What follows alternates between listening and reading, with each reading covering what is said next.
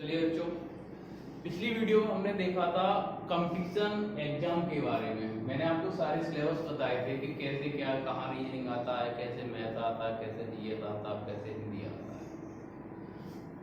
तो आपने अगर वो वीडियो देखी होंगी, वहां पर आपने एक कंक्लूजन निकाला होगा, कहीं ना कहीं आपको ये चीज लगा होगा कि रीजनिंग का जो वेटेज होता है वो सबसे ज्यादा होता है। जैसे यूपी पुलिस की मैंने आपको बताया था कि लगभग 40% रहता है, एसआई का मैंने बताया था कि 25% रहता ही रहता है। तो आज हम बात करने वाले हैं प्रॉपर सब्जेक्ट रीजनिंग की। आज आपकी शुरुआत होगी। सबसे पहले आज मैं आपको बताऊंगा रीजनिंग के बारे में।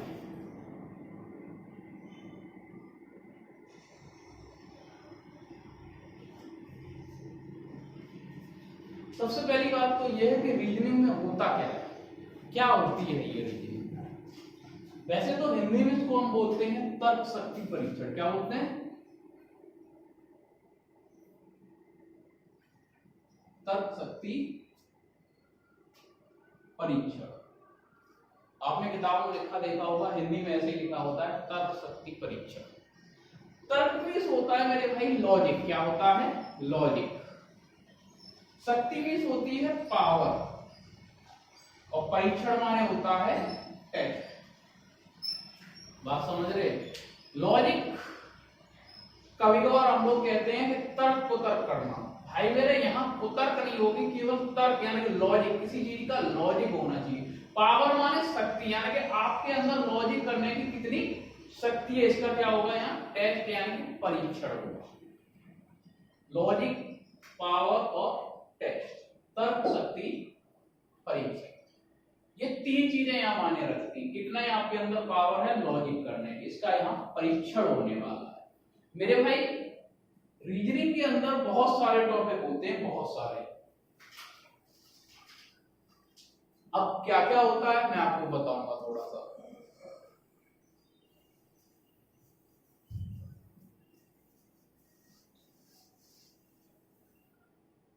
रीजनिंग को दो भाग में डिवाइड किया जाता है भाई। एक तो आपका होता है वर्बल, दूसरा आपका होता है नॉन वर्बल। अब पहला क्वेश्चन तो आप लोगों के माइंड में यही आ रहा होगा कि what is means of verbal and non verbal, यानी वर्बल और नॉन वर्बल ये क्या चीज है भाई, और क्या अंतर होता है दोनों में। तो भैया हम बिल्कुल आपको स्पष्ट कर देना चाह रहा हूं। वर्बल जैसे हम आम लैंग्वेज बोलते हैं ना, बकबक करना, वर्बल माने बकबक करना। नॉन वर्बल माने बकबक नहीं करना, नॉट बकबक। बात समझ पा रहे हैं नहीं? कहने का मतलब ये है, हिंदी की अगर मैं बात करूं शुद्ध, तो इसको बोलते हैं भाषिक। क्या बोलते हैं? भाषिक। और इसको बोलते हैं अभाषिक। मेरे भाई यहां भाषा का यूज होता है और यहां पर भाषा का यूज नहीं होता। यानी कि यहाँ पर जो क्वेश्चन बनते हैं वो आपके चित्रों वाले बनते हैं। आपने देखा होगा मिरर इमेज, वाटर इमेज इत्यादि चैप्टर होते हैं, जहां केवल क्या होता है, सिंबल का यूज होता है। वो आपके नॉन वर्बल में आते हैं, और बाकी जो लैंग्वेज वाले क्वेश्चन आते हैं वो आपके वर्बल में आते हैं। तो बात समझ में हुई? क्या अंतर हुआ भैया वर्बल और नॉन वर्बल? क्लियर हो गया आपको? ठीक है। देखो भाई रीजनिंग में बहुत सारे टॉपिक होते हैं, ऐसा नहीं है कि एक टॉपिक। शुरुआत जब रीजनिंग की हुई तो एक आधे दो चार टॉपिक थे बस। अभी की अगर मैं प्रेजेंट की बात करूं मेरे भाई, तो यहां पर आपको लगभग 33 टॉपिक पढ़ने होंगे। कितने? 33 टॉपिक। और इन 33 टॉपिक में से आपको लगभग 25 टॉपिक आपको वर्बल में पढ़ने होंगे, और बचे कितने भैया? 8 टॉपिक। तो 8 टॉपिक आपको पढ़ने होंगे नॉन वर्बल में। लेकिन अभी पिछली एक एसआई का एग्जाम हुआ था, वहां पर एक बहुत इंपॉर्टेंट टॉपिक आया था भैया, इनपुट आउटपुट। तो मेरे कहने का मतलब ये है, ऐसा नहीं है कि ये 33 टॉपिक से ही आपकी रीजनिंग कंप्लीट हो जाएगी भाई। हर साल कुछ नया नया टॉपिक जोड़ दिया जाता है इस रीजनिंग में। अगर मैं प्रेजेंट में बात करूं मेरे भाई, तो प्रेजेंट में टोटल 36 टॉपिक, यानी जो 3 टॉपिक बढ़े हैं ना, वो 3 टॉपिक आपके यहां पर बढ़े हैं वर्बल में। कुछ लोग हमसे बहस क्या करते हैं, नहीं सर इसमें 28 नहीं, इसमें 27 टॉपिक है, नहीं सर इसमें 25 टॉपिक है, नहीं सर इसमें 10 टॉपिक है, नहीं सर इसमें 15 टॉपिक है। तो भैया यहाँ कोई बहस वाली बात नहीं होता। क्या है किताबों में, जैसे एक टॉपिक होता है mirror image and water image, कुछ किताबों में क्या करता है मिरर इमेज अलग कर देता है, वाटर इमेज अलग कर देता है। तो भैया ये मायने नहीं रखता कि कितने टॉपिक, मायने ये रखता है कि हमने कितने टॉपिक पढ़े हैं। मेरे कहने का मतलब ये है कि आप ये मत देखियो कि यहाँ कितनी संख्या, यहाँ कितनी संख्या, इससे कोई मतलब नहीं। मतलब है कि हमने सारे टॉपिक पढ़े या नहीं पढ़े। तो मेरे भाई यहाँ आपको मैं टॉपिक पढ़ाऊंगा, ना कि यहाँ आपको संख्या बताऊंगा। तो टेंशन वाली बात नहीं है, यहाँ आपका कंप्लीट सिलेबस कराया जाएगा रीजनिंग। हम जो शुरुआत करने वाले हैं वो आपकी शुरुआत करेंगे भैया वर्बल से। कैसा रहेगा? अभी तक क्या होता था मेरे भाई, पिछले एग्जाम आप उठा के देख लेना, लगभग आपका 85% पोर्शन आपका वर्बल से आता था। कहां से? वर्बल से आता था भाई। और लगभग 15% आपका पोर्शन आता था, वो आता था नॉन वर्बल से। लेकिन पिछले 2 सालों से मैं ये चीज नोट कर रहा हूं कि इसमें कुछ बदलाव आ रहा है। वो कैसा बदलाव कि लगभग 70 से 75% के बीच में आपका जो पोर्शन है वो वर्बल का आ रहा है मेरे भाई, और 25 से 30% के बीच में जो आपका पोर्शन है वो नॉन वर्बल का आ रहा है। 25 से 30% के बीच में जो पोर्शन है वो आपका नॉन वर्बल का आ रहा है। कुछ हमने टेस्ट तो ऐसे देखे हैं जिसमें नॉन वर्बल का वेटेज ज्यादा है बजाय वर्बल के। अभी तक बच्चे क्या करते थे कि इस नॉन वर्बल पे ध्यान नहीं देते थे, बोलते हैं क्या 1-2 क्वेश्चन आएंगे हो जाएगा। भाई ऐसे काम नहीं चलेगा। मेरे कहने का मतलब यह है कि आपको नॉन वर्बल भी आप बहुत अच्छे से पढ़ना होगा यदि आप सिलेक्शन चाहते हैं। तो सिलेक्शन के लिए भैया 1-1 नंबर मायना रखता है। ऐसा नहीं कि हमने वर्बल पढ़ लिया। और एक बच्चों में बहुत बड़ी बुरी कमी होती है, क्या करते हैं वो लोग, वो सिर्फ एक चीज देखते हैं, रीजनिंग बोला कैलेंडर कहाँ है भैया, क्लॉक कहाँ है, लाओ पढ़ ले फटाफट। भाई मेरे आप पुलिस का एग्जाम उठा के देख लेना, कोई एसआई का एग्जाम उठा के देख लेना जो अभी पिछले एग्जाम हुए हैं मेरे भाई, कैलेंडर क्लॉक से कोई क्वेश्चन ही नहीं मिला। एसआई में जरूर एक आधी क्वेश्चन कभी कभार मिला, पुलिस में ही मिला, एक क्वेश्चन एक बार जरूर आया था कैलेंडर का। बस पिछले 2-3 साल से कैलेंडर, घड़ी, इनसे क्वेश्चन आना ही बंद हो गए हैं। अब इसका मतलब ये नहीं कि आप वो टॉपिक पढ़ेंगे, लेकिन ऐसा नहीं है कि बस एकदम कैलेंडर पढ़ने लगे, ऐसा नहीं होता। भाई मेरे बिल्कुल शुरुआत से चीजों को समझो, शुरुआत से सीरीज। इससे क्वेश्चन तो बहुत ज्यादा बन रहे हैं आजकल एग्जाम में, लेकिन मैं आपको डायरेक्ट सीरीज तो नहीं पढ़ाऊंगा।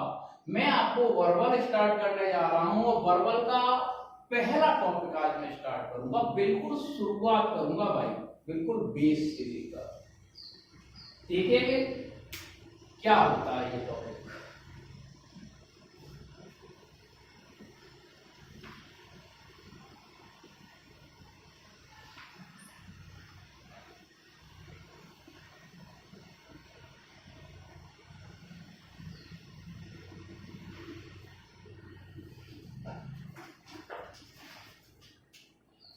पहला ही टॉपिक है भाई अल्फाबेट टेस्ट।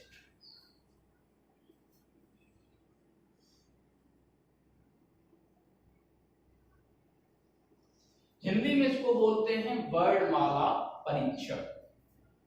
मेरे भाई पूरी रीजनिंग में लगभग 40% जो यूज होता है वो इसी टॉपिक का होता है।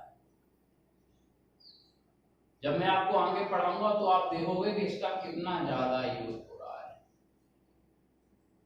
अब सबसे पहली बात तो ये आती है कि अल्फाबेट टेस्ट क्या मतलब होता है। अल्फाबेट टेस्ट का वैसे तो हिंदी में हम इसको बोल देते हैं वर्णमाला परीक्षण। वो तो बात सही है भैया, वो तो हिंदी हो गई, लेकिन मतलब क्या हुआ। देखो भाई अल्फाबेट आपका वही होता है जो आप पढ़ते हो ना, कंप्लीट A to Z, यही आपका अल्फाबेट होता है। लेकिन टेस्ट कैसे करोगे, परीक्षण कैसे करोगे। तो भैया परीक्षण ऐसे करना होता है इसका, जैसे कि आपको पता है कोई भी चीज हम लिखते हैं तो लेफ्ट से राइट की ओर लिखते हैं। तो मेरे भाई लेफ्ट से अगर मैं बात करूं तो A पहले नंबर पे होता है और Z 26 नंबर पे होता है। और अगर मैं राइट से बात करूं तो जेड पहले नंबर पे होगा और आपका ए 26 नंबर पे होगा। इसी तरीके से ये अल्फाबेट का टेस्ट होता है। दूसरी चीज आती है यहाँ अपोजिट लेटर, जैसे ए, तो ए का अपोजिट क्या होगा भैया जेड, बी का क्या होगा वाई, सी का क्या होगा एक्स। तो मेरे कहने का मतलब है आपको इन लेटर का कोड और अपोजिट लेटर दोनों ही याद होने चाहिए। बात समझ रहे कि नहीं समझ रहे? कुछ बच्चे क्या करते हैं एग्जाम में, मैंने देखा है वो लोग एक पीछे वाले पेज पे कोई रफ कार्य के लिए पेज दिया जाता है उस पर तुरंत एबीसीडी लिख लेंगे और अपोजिट लेटर लिख लेंगे, बोले सर मुझे याद करने की क्या जरूरत है, हम तो ऐसा कर लेते हैं। मेरे भाई जब आपको पता है कि एग्जाम में ये आना ही आना है श्योर, तो उसको क्यों लिखते हो? कम से कम 1 मिनट तो जाती है। और मेरे भाई एग्जाम में एक एक सेकंड का समय हमें बचाना होता है। तो मैं दरअसल ये कहना चाह रहा हूं भाई कि अपोजिट लेटर और इनके कोड याद कर लिए जाए तो ज्यादा बेटर रहेगा। बहुत से लोग क्या करते हैं कि सर यही तो बहुत बड़ी प्रॉब्लम है, मुझे कोड और अपोजिट लेटर याद नहीं होते। तो डोंट वरी, आज के बाद आपको सारे अपोजिट लेटर और सारे कोड याद हो जाएंगे, बस थोड़ा सा धैर्य रखेंगे। सबसे पहले मैं बात करूंगा आपके सामने अपोजिट लेटर की, कैसे देखेंगे।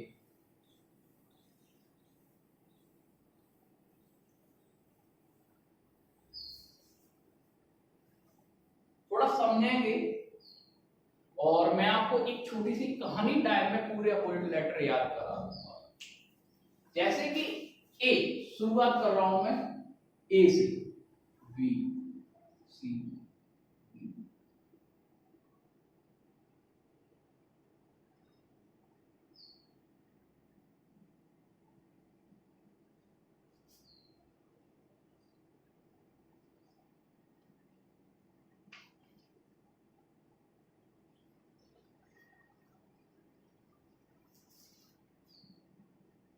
ए से लेके एम तक आपके 13 अक्षर हो गए। अभी 13 अक्षर और बचे हुए हैं, तो हम यहां से उल्टा लिख देंगे इसको।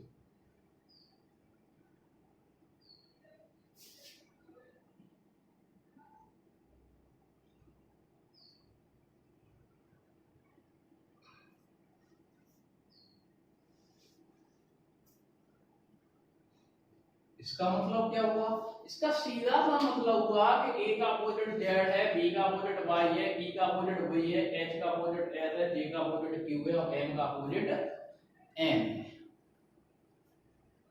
याद होगा? नहीं होगा भाई, ये तो सिर्फ हमने लिख दिया, हमें ये समझ में आ गया कि एम का अपोजिट एन है और एन का अपोजिट ओ है। ये तो बात हमें समझ में आ गई भाई, लेकिन याद तो नहीं हुई, याद तो हमें करनी ही पड़ेगी। वैसे एक ट्रिक भी होती है, वो कैसे बताता हूं। वैसे टोटल लेटर कितने होते हैं भैया 26, हमेशा एक ज्यादा, यानी कि 27 में से किसी लेटर को अगर हटा दिया जाए तो उसका अपोजिट लेटर निकल आता है। जैसे ई, ई कितने पे होता है 5 नंबर पे होता है, 5 नंबर पे। अगर 27 में से मैं 5 घटा दूंगा तो कितने बचेंगे भाई 22, और 22 का मतलब क्या होता है वही। आप कहीं भी ऐसा यूज कर सकते हो, इस ट्रिक को आपका आंसर आ जाएगा। बात समझ रहे हैं? लेकिन मैं आपसे ये चाहता हूं कि आप इनको याद कर लो तो ज्यादा बेटर रहेगा। अब याद कैसे करोगे, तो थोड़ा सा फोकस करेंगे इधर। एक कहानी में बताने जा रहा हूं आपके सामने, बहुत ही छोटी सी कहानी है, बहुत इंटरेस्टिंग कहानी है। कहानी स्टार्ट होती है ए टू जेड, मतलब मैं जो आपको कहानी सुनाने जा रहा हूं वो पूरी कहानी है A to Z. A to Z समझती है, शुरू से लेके एंड तक पूरी कहानी है। तो ए का अपोजिट क्या हो गया भाई जेड। बी फॉर क्या होता है भाई बॉय, क्या होता है बॉय। एक लड़के की कहानी है, एक लड़के की, छोटा सा लड़का है उसकी कहानी है, बी फॉर बॉय। तो बी का अपोजिट क्या हो गया वाई, यानी कि फर्स्ट लेटर और लास्ट लेटर अपोजिट हो रहे हैं आपस में। बात समझ गए कि नहीं समझ गए? एक पूरी कहानी ए टू जेड एक लड़के की कहानी है जो क्या करता था क्रैक्स खाता था। क्या खाता था? क्रैक्स खाता था। सी का अपोजिट क्या हो गया एक्स।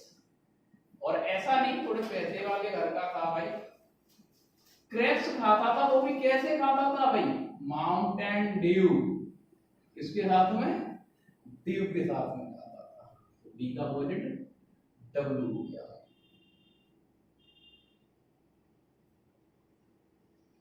एट वे पैसे वाला था भाई, उसके बाद काफी गाड़ियां थी, 8 वे ने 8-8 गाड़ियों में घूमता था, पैसे वाला था ना, इस वजह से। अब भाई 8-8 गाड़ियों में घूमता था, ऑलरेडी पैसे वाला था, पढ़ाई लिखाई ज्यादा करता नहीं था, घूमेगा तो कहाँ घूमेगा, तो अब किसके पास जाएगा, अब क्यों जाएगा, बात समझ रहे कि नहीं समझ रहे, कहाँ जाएगा भाई, सीधी सी बात है, पैसे वाला है तो जाहिर सी बात है वो कैसा है, फालतू है, कैसा है वो, फालतू है, तो एफ का अपोजिट क्या हो गया, अब फालतू है तो कहाँ घूमेगा भाई, जाहिर सी बात है जीटी रोड पर घूमेगा, कहाँ घूमेगा, जीटी रोड पर घूमेगा, ठीक है। अच्छा एक चीज आप और नोटिस करना, जब एक वर्ड बनना है तो फर्स्ट और लास्ट लेटर अपोजिट हो रहे हैं, लेकिन जब दो दो शब्द बनने लगेंगे तो उनके फर्स्ट और फर्स्ट लेटर अपोजिट होंगे, बात क्लियर हुई कि नहीं हुई, ठीक है।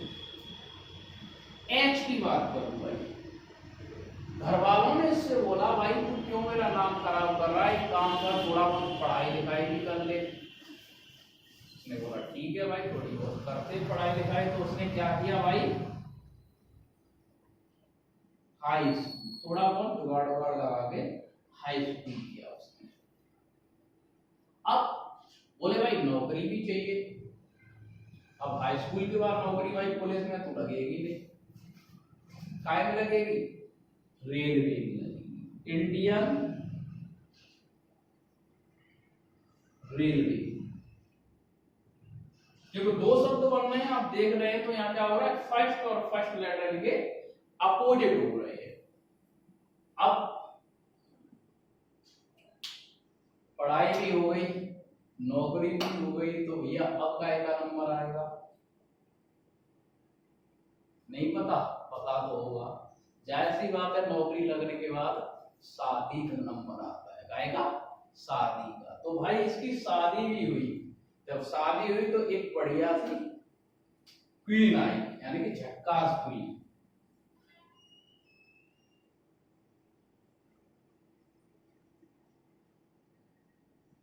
अब क्या हुआ, शादी हो गई, फिर क्या हुआ, फिर भाई घूमने फिरने जाते हैं, क्या करते हैं, घूमने फिरने जाएंगे, और घूमने फिरने जाएंगे तो क्या करेंगे भाई, मूवी शूवी देखेंगे, क्या देखेंगे, मूवी देखेंगे, तो कौन सी मूवी, पीके, देखी होगी आप लोगों ने मूवी पीके अच्छे से, ठीक है। फिर उसके बाद एल का अपोजिट क्या है, ओ, तो आप समझ पा रहे हो क्या होगा, लाइट ऑन और लाइट ऑफ, ठीक है। इसके बाद क्या होगा भाई, ये आप समझ पा रहे हो, नौकरी भी लगी है, शादी भी हो गई, कुछ दिनों बाद कुछ बाली बच्चे भी होंगे, और जब बाली बच्चे होंगे तो फिर क्या कहेंगे आपसे, पापा, और जब आपसे पापा कहेंगे तो फिर आप बॉय थोड़ी नहीं रहेंगे, फिर कौन बन जाएंगे, मैन बन जाएंगे, मैन, यानी कि आदमी बन जाएंगे। तो एम का अपोजिट एन, और एन का अपोजिट एन, ओ का अपोजिट एल, और एल का अपोजिट ओ, ऐसे ही ए का अपोजिट वही और वही का अपोजिट ई। बात समझ रहे हैं कि नहीं समझ रहे। अब आप ये कहानी एक दो बार जब सुन लेंगे ना, बार बार आप इसको सुनेंगे ना एक दो बार, तो अपने आप समझ में आ जाएगी। जैसे कोई आपसे पूछेगा कि आई का अपोजिट क्या है, तो आपके दिमाग में तुरंत टच करेगा कि इंडियन रेलवे, तो आई का अपोजिट क्या हो जाएगा, आर, और आर का अपोजिट क्या हो जाएगा भाई, आई। बात क्लियर हुई कि नहीं हुई, ठीक है। तो ये तो जो मैंने बात की थी आपसे, वो बात की थी अपोजिट लेटर की। इसके बाद मैं बात करूंगा आपसे किसकी, कोड की, कैसे, नंबरिंग की।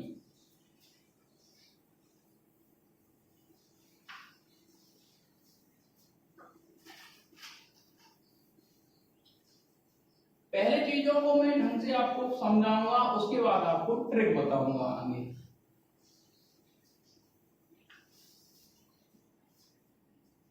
देखो भाई,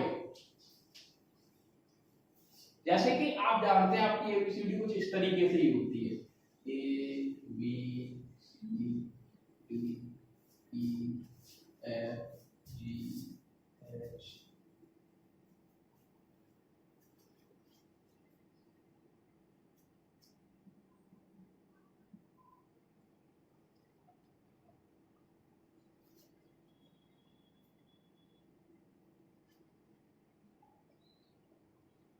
और ये जेड।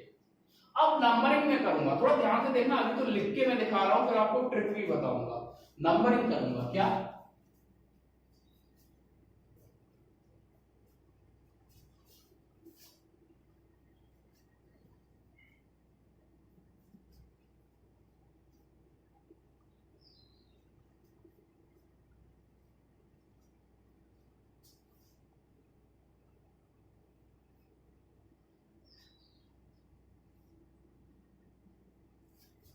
ठीक है। तो 1 से लेके 26 तक आपकी ये 26 लेटर हो गए।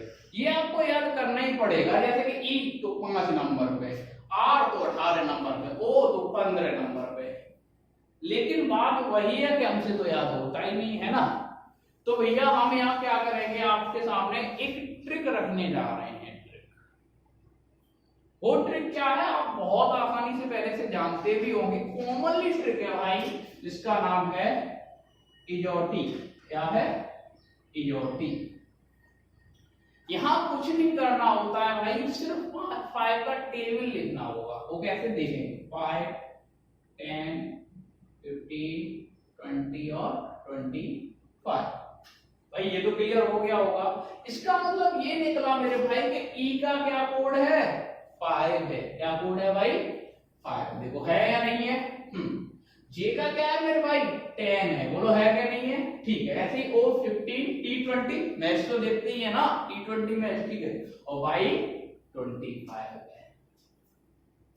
नहीं समझ में आया, आ गया होगा भाई। अब इसका मतलब क्या है, थोड़ा समझने की कोशिश करेंगे, इसका मतलब क्या है। देखो भाई, जैसे कि हमें पता है कि ए बी सी डी ई शुरू के 5 लेटर तो सभी को याद होते ही होते हैं, पक्की बात है। और जे कितने पे है, 10 पे। तो थोड़ा ध्यान से समझना, जब हमें क्या होता है कि बीच बीच के स्टॉप याद हो जाते हैं ना, बीच बीच के स्टॉप, तो आगे पीछे के तो एक दो अपने आप याद हो जाएंगे। जैसे कि मैं बात करूं एल, आपको पता है कि जे 10 नंबर पे मेरे भाई, तो एल उससे 2 डिजिट आगे होता है, तो हम पहले से ये बात जानते हैं। तो जाहिर बात कितने पे होगा, 12 पे होगा, है ना। अगर मैं बात करूं मेरे भाई पी की, किसकी, पी की, तो हमें पता है मेरे भाई ओ 15 नंबर पे होता है, पी जो है ओ के 1 डिजिट आगे होता है, तो कितने पे होगा भैया, 16 नंबर पे होगा। अगर मैं बात करूं डब्ल्यू की, हमें पता है कि बाई 25 नंबर पे होता है। कैसे पता है, इस ट्रिक के माध्यम से हमें पता है कि बाई 25 नंबर पे है। हमें पता है कि भैया डब्ल्यू से 2 डिजिट पहले आता है, तो कितने पे होगा, 23 पे। बात क्लियर हो गई या नहीं हो गई, अरे भाई बात क्लियर हुई, हाँ बिल्कुल बात क्लियर हो गई होगी। तो यहां मैं क्या करूंगा, यहां पर मेरे भाई इस ट्रिक के माध्यम से मैं आपको सारे के सारे समझा चुका हूं। आई होप आपको बहुत अच्छे से ये चीज समझ में आ गई होगी मेरे भाई। इसके बाद नेक्स्ट वीडियो जो मैं डालूंगा, वहां मैं आपको समझाऊंगा कि अल्फाबेट टेस्ट में कैसे क्वेश्चन बनते। अभी तो मैंने सिर्फ उसका बेस समझाया है, और इस बेस में मैंने आपको सिर्फ अपोजिट लेटर और उसके कोड समझाए।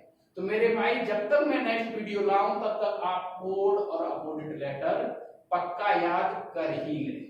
बात समझ रहे कि नहीं समझ रहे, ओके भाइयों, बहुत बहुत धन्यवाद।